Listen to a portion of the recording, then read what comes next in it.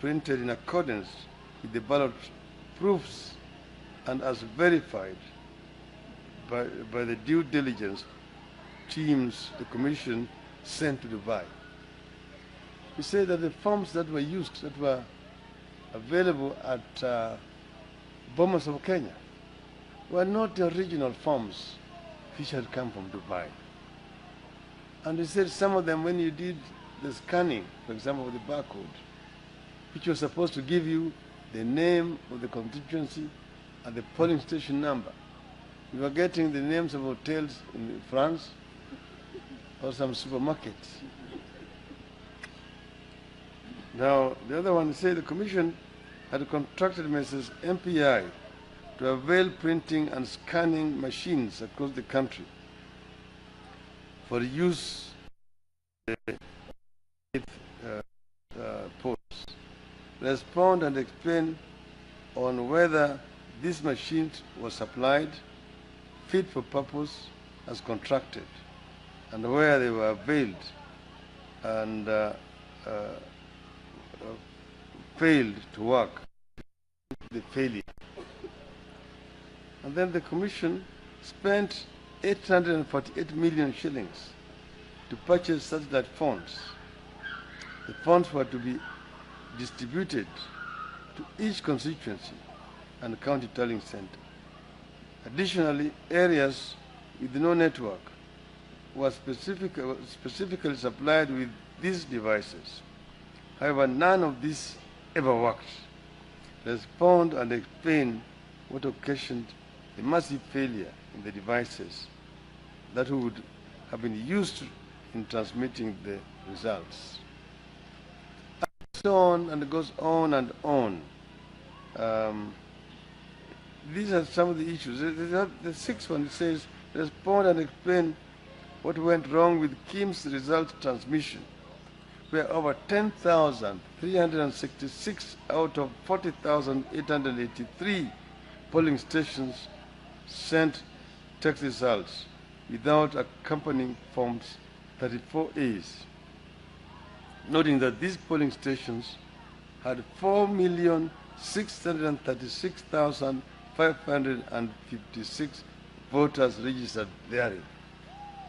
You now will understand where Mr. Orengo got the 5 million votes from. Okay? They were talking about numbers. Why were they not able to discount the numbers? That there was 1.5 million vote difference. There were no 1.5 million vote difference. Respond and avail an explanation as to why 595 polling stations failed and otherwise refused to send any results for the presidential elections. 595 polling stations did not send results for presidential elections.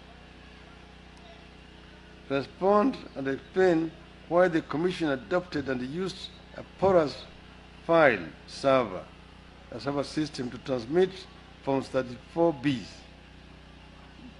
and instead of creating and using a secure IP address, which made it easier for individuals to manage accounts on each other's behalf, and a clear security risk. Further, respond and explain why the Commission used the subject server for day-to-day operations prior to the elections, and also why the staff in the ICT Directorate used passwords different from their IBC passwords.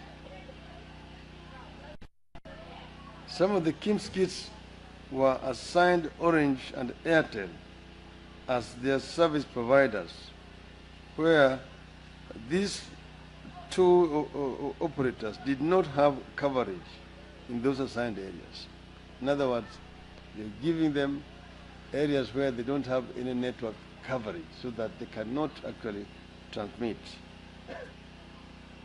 Additionally, respond and explain why the Commission experienced non-validation of individual voters after the Kim's identification, essentially obfuscating the logs on voters cleared per polling station to vote.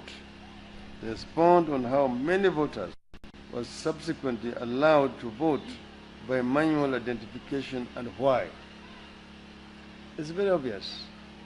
So many people were allowed to vote manually. Those are the ghost voters. Those are the dead who resurrected to go and vote to give them the numbers. Further respond and explain why 682 polling stations had an equal number of rejected votes, that vis-a-vis the number of registered voters in those polling stations. We also read why this password was used. Last, before that, this. His name. This password.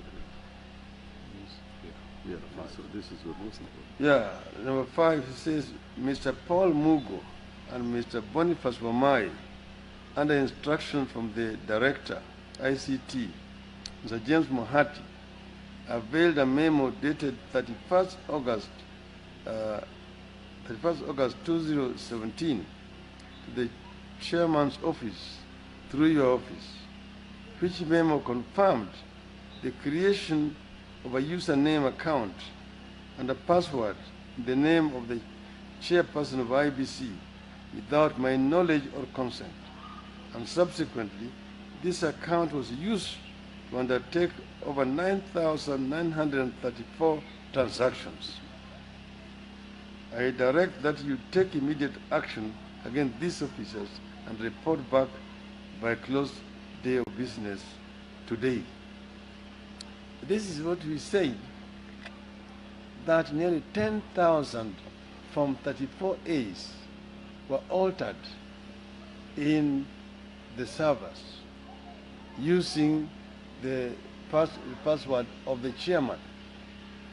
This, our experts found from the logs which they were given by the IBC themselves when they refused to open the server. They gave our people the logs, and our experts were able to decipher and find out that in fact, but they started entering data in the server on the 7th of August. That's a day before the polling. They had already started polling themselves inside it. And this continued. And that's the password of one Mr. Chirchir. Chirchir, who was the chief agent of Mr. Uhuru Kenyatta, was also posting results in this IBC server himself. So Jubilee cannot tell us about what happened in the election. They know exactly what happened. What happened here is so criminal. That's why we are saying that these Jubilee people actually belong to jail. These are not people you even want to compete with. They are not fair competitors. They just want to steal. They want to steal the right of the people of Kenya. Kenyans endured the heavy sunshine, the heat of the sun, the rains, to vote. But having voted, that did not count. Ultimately, a few people are sitting at Bomas of Kenya were manipulating and voting and electing leaders for Kenyans. These are computer chicks, that's how we call them. Vifaranga vya computer. Imedhihirika wazi ya kwamba hawa watu ni vifaranga vya computer. Kwa hivyo, Bwana Uhuru Kenyatta, shame on you. You should not be standing in front of Kenyans, beating your chest and saying how you were elected, how you won the election. You did not win these elections. Allow the people of Kenya to democratically elect their leaders. You and your deputy, Honorable William Ruto, you are a big shame to the nation of Kenya. Thank you.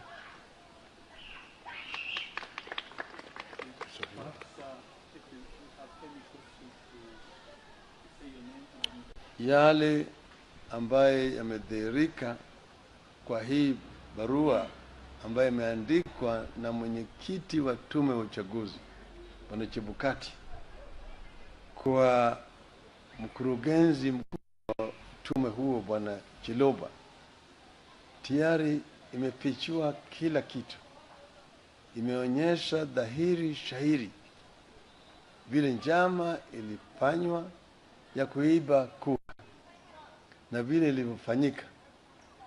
Yale yote ambayo tulipeleka mahakamani yamo hapa. Bwana mwenyekiti ameuliza Bwana Chiloba amueleze yale yote ambayo yalifanyika. Kwa mfano, vile sahihi yake ilitumika kubatilisha matokeo ya uchaguzi kwa vituo kama 10,000 na kitu. Yaani matokeo yalibadilishwa hapo Bomas wa Kenya. Kuna vituo vingine ambayo hazikupiga kura, yaani matokeo haikuletwa Bomas wa Kenya. Karibu vituo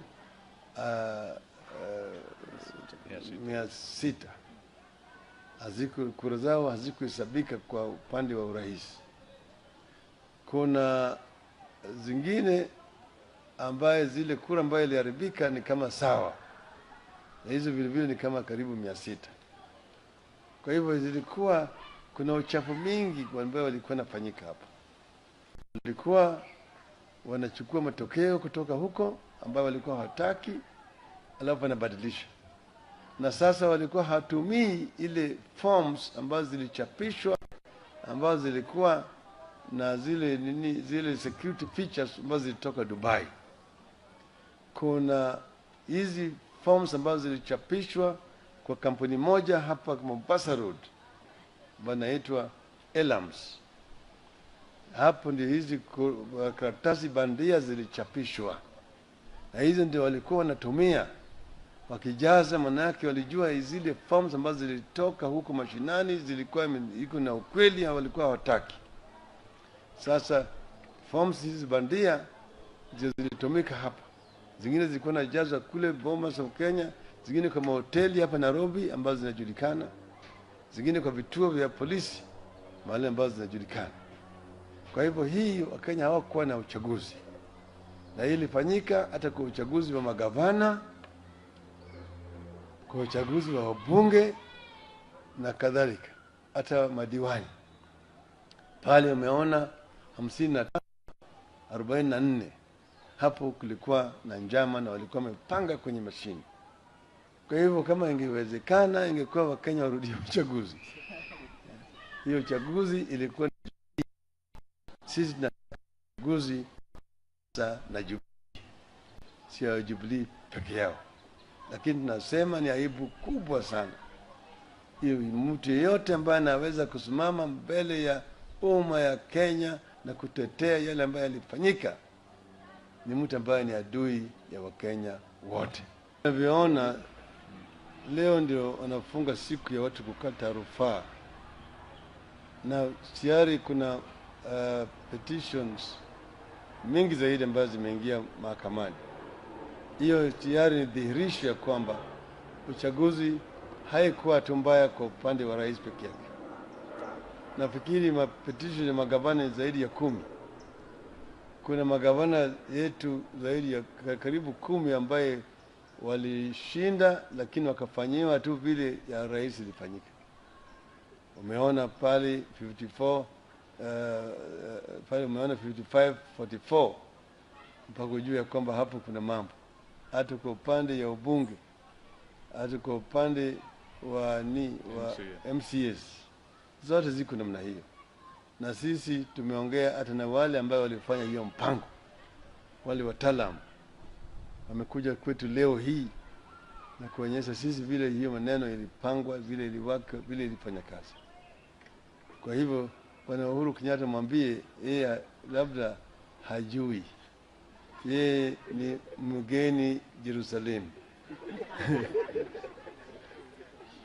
Sisi tu wenyeji. Sasa